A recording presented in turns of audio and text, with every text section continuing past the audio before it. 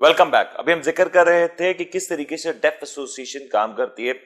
यहाँ ये बात भी हाईलाइट हुई कि पाकिस्तान में रहने वाले जो लोग हैं, जो डेफ हैं, डेफ कम्युनिटी से ताल्लुक रखते हैं, यानी कि वो लोग जो कुव्वत समात से महरूम हैं, तो उनके लिए चैलेंजेस भरपूर हैं। इस चैलेंजेस भरे माहौल में ये बात जरूरी है कि थोड़ी सी एक बात ये भी जानी जाए कि इनकी जिंदगियां किस तरीके से चलती हैं।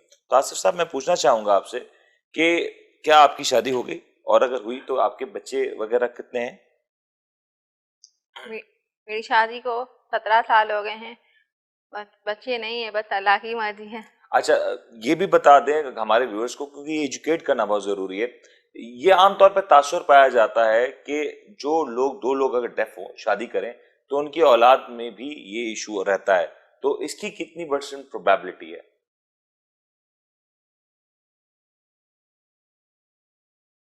कह रही ये जरूरी नहीं है कि डेफ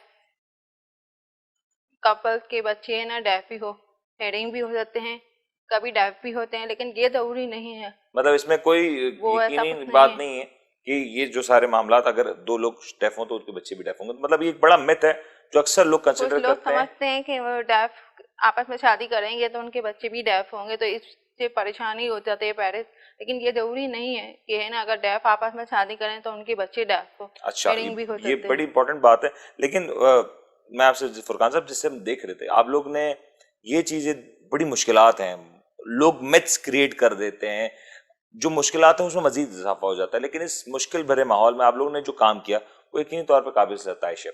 आप लोग ने बुक्स, मैंने देखा कुछ नजर से गुजरी कि आपने कुछ बुक्स बनाई हैं, तकरीबन 21 बुक्स आपने कहा कि आप लोग ने ये क्रिएट किए हैं। इन बुक्स की जो तकमील है, ये प्रोसेस कितना मुश्किल रहता है? बेसिकली ये बहुत ही एक लेंदी प्रोसेस होता है। आम बुक्स के मुकाबले में ये बहुत डिफरेंट होती है। हम तकरीबन अगर कह सकते हैं कि एक बुक हमें साइन लैंग्वेज पे बनाने के लिए 2 से 3 साल लग जाते हैं। अच्छा, ये हो भी सकता है कि अगर ये आपके बुक्स पास किस लेवल की होती हैं? मतलब इसका में करिकुलम क्या होता है? एक्चुअली बेसिक्स होते हैं? पाकिस्तान में एक्चुअली जो है वो आज तक साइन लैंग्वेज पे काम नहीं हुआ है। मतलब जो हमारे डेफ स्टूडेंट्स हैं आज तक वो साइन लैंग्वेज की बेस पे सिर्फ कम्युनिकेशन की हद तक पढ़ा है। लेकिन वो sign language convertible to written language नहीं होती, यानी कि रिटर्न लैंग्वेज से सिंक्रोनाइज नहीं होती, आप ये कह अच्छा, सकते हैं। मतलब अगर लिखा हुआ लैंग्वेज हो तो वो उस हाँ, तरीके से नहीं हो वो उसको सकता। साइन नहीं कर सकता, और साइन कर रहा है तो रिटर्न नहीं कर सकता। हम्म। ये इतना सिंक्रोनाइज नहीं है ये। अच्छा, उसकी वजह से फिर हमें जो है वो ज़रूरत पेश आई, और जो है वो हमने साइन लैंग्वेज पे डेवलपमेंट शुरू की।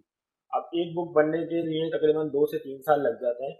अच्छा, अब ये जल्दी भी हो सकता है, लेकिन चूंकि हमारे पास स्टाफ कम होता है तो डेट्स वाई जो है वो थोड़ा सा टाइम लंबा हो जाता है।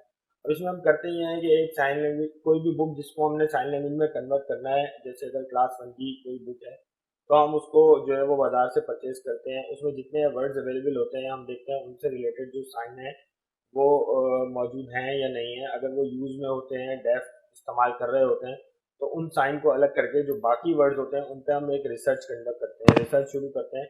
हमारा एक ग्रुप बना हुआ है deaf sign language research group के नाम से। उसमें डेफ और जो है वो हियरिंग दोनों हैं जो साइन लैंग्वेज पे काफ़ी अबूर रखते हैं।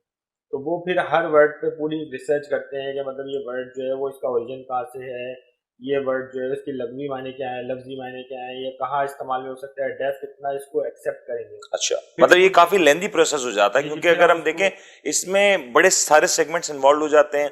पहले उसको, बुक्स को ऐसे उठाना जिसमें टर्मिनोलॉजीज ट्रांसफर की जा सके, कन्वर्ट की जा सके। फिर जो दूसरा प्रोसेस होगा, उसको ब्रेक आउट करना इस तरीके से कि अंडरस्टैंडिंग की क्रिएट की जा सके, और फिर उसके लिए आर्ट वर्क्स बनाना, और फिर प्रिंटिंग के जी मामला, जी। और ये तो ये यकीनी तौर पर एक मुश्किल और लेंदी प्रोसेस है। लेकिन आसिफ साहब, मुझे ये भी बताएं जरा कि जिस तरीके से ये जो मुश्किलात होती हैं, ओवरऑल पाकिस्तान में जो तादाद है डेफ लोगों की, वो तादाद कितनी है, और आप लोग के एसोसिएशन के साथ कितने लोग वापस हैं? अभी पाकिस्तान में डेफ की काफी बहुत सारे डेफ है, 10 लाख से ऊपर हैं।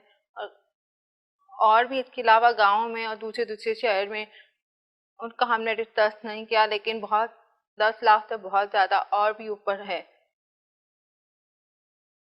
और अगर वर्ल्ड वाइड अगर हम बात करें तो वर्ल्ड वाइड कितनी इसमें आबादी होगी? तकरीबन 74 मिलियन जो है वो मतलब कुल आबादी का आप कह रहे हैं 5% ऐसा है जो कि डेफ है, डेफ है या पाकिस्तान पार्शली में। डेफ जी है। जी। मतलब ये एक बहुत बड़ा हिस्सा हो गया। अगर हम इसको रेशो को में देखें तो ये वो हजारों लाखों लोग हो जाते हैं जो शायद जिसको हम बेहतर तौर पर यूटिलाइज कर सकते हैं उनकी उनकी उस सलाहियतों से जो उनको खुदा की तरफ से ज्यादा मिली है। लेकिन जिस तरह से फुरकान साहब आप बता रहे थे, ये जो मरहला है मुश्किल है, इस सारे मरहले के दौरान आप लोग ये पूरा अदारा किस तरीके से चलाते हैं, किस तरीके से फंड करते हैं, किस तरीके से इसमें रोजमर्रा के मामलात, सैलरीज, दूसरे मामलात को आप लोग टेकअप करते हैं? देखिए, हमारे पास कोई प्रॉपर गवर्नमेंट की तरफ से तो कोई फंडिंग है नहीं, लेकिन इंटरनेशनल बॉडीज पे आप लोग की कोई फंडिंग आती हो? नहीं, इंटरनेशनल बॉडीज से भी कोई फंडिंग नहीं आती है हमारी। हाँ, एफिलिएशन हमारी ज़रूर है World Federation of the Deaf के साथ, लेकिन वहाँ हम बाकायदा मेंबरशिप देते हैं बजाय लेने के। बजाय अच्छा। तो लेकिन ये है कि हम अपनी मदद आपके तहत जो है वो प्राइवेट कंपनीज हैं कुछ, वो हमें जितने मैंने ग्रुप्स वगैरह गिनवाए जो हम जिन प्रोजेक्ट्स पे हम काम कर रहे हैं, डिफरेंट प्रोजेक्ट्स में लोग हमें जो है वो फंड करते हैं, लेकिन वो बहुत ही माइनर फंडिंग होती है और मतलब समझ लें कि बड़े हैंड टू माउथ जो है वो हम सारे ऑपरेशन चला रहे होते हैं। तो मुश्किलात तो बहुत ज़्यादा होती हैं, लेकिन ज़ाहिर है उनको कोप अप करके हम आगे चलना होता है। तो हम कोशिश कर रहे हैं अपनी जितनी मुमकिन हो सके वो करते हैं और अल्लाह ताला मदद करता है। फिर कभी नीचे चले जाते हैं, फिर उठ जाते हैं, फिर नीचे चले जाते हैं, फिर उठ ये जाते यकीनी हैं। तौर पर मुश्किल ना रहा। लेकिन मैं आसिफ साहब, मैं ब्रेक पे जाने से पहले चाहूंगा कि आप जो चीज एक्सपेक्ट करते हैं या जो चीज आपने एक अचीवमेंट्स के लिए रखी है कि आप अपने इस प्रेसिडेंशियल दौर में अचीव करना चाहते हैं, या आप ओवरऑल डेफ कम्युनिटी के लिए कोई ख्वाहिश रखना चाहते हैं, तो प्लीज उसका इजहार करें। हम चाहते हैं कि हम जो भी मेहनत करें साइन लैंग्वेज तर्ज पे, हम किताबें जो बनाएं बच्चों के लिए, उसमें हमें मतलब हम चाहते हैं कि गवर्नमेंट हमें वर्कशॉप वगैरह और इस तरह अवेयरनेस में हमें सपोर्ट करें। और लैंचेज हमारे को गाड़ी की अभी सिंध में मिल गई है, लेकिन मोटरसाइकिल में डेफ लोग ज़्यादातर मोटरसाइकिल ही चलाते हैं, तो उसके लिए हमें लैंचेज की ज़रूरत है। और जो भी डेफ लोग के लिए इंटरप्रेटर की भी अभी ज़रूरत है, मतलब अभी इंटरप्रेटर बहुत कम है, तो इसलिए हमें कम्युनिकेशन में मसला होता है, तो इसलिए हमें ये भी ज़रूरत है। बिल्कुल सही कहा, क्योंकि आमतौर पे जो लोग डेफ हैं, अगर गाड़ियों के लाइसेंस के हवाले से बात हो रही है, तो ये भी जरूरी है कि देखा जाए कि क्या कोई वे आउट निकल सकता है गवर्नमेंट की जानिब से कि जो डेफ लोग हैं उनको मोटरसाइकिल्स के लाइसेंस के इजरा किए जाए, या दीगर जो सहूलियात से जिसपे वो काफी ज्यादा एक्सपेक्टेशंस रखते हैं उनको प्रोवाइड की जाए। क्योंकि हम आमतौर पे देखते हैं कि काम हो रहे होते हैं, लेकिन उस मखसूस तबके के लिए भी कुछ काम होना चाहिए, स्पेशल काम होना चाहिए, जो कि हम सब के लिए बहुत स्पेशल है।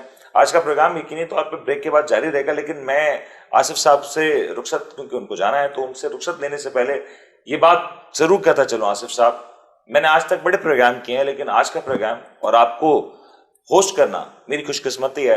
और आज आपके सामने बैठ के मैं इस बात को कह सकता हूं कि न जाने हम रोज कितने सारे चीजों का, नियमतों का उस तरीके से शुक्र अदा नहीं करते, लेकिन आज आपको देख के इस बात पर यकीन हो गया कि अल्लाह ताला ने जिस इंसान को जिस रूप में तख्लीक किया वो बेमिसाल किया, और हम जिस रूप में भी हैं वो अल्लाह का शुक्र अदा करना चाहिए हम सबको। ब्रेक लेते हैं, ब्रेक के बाद वापस आते हैं।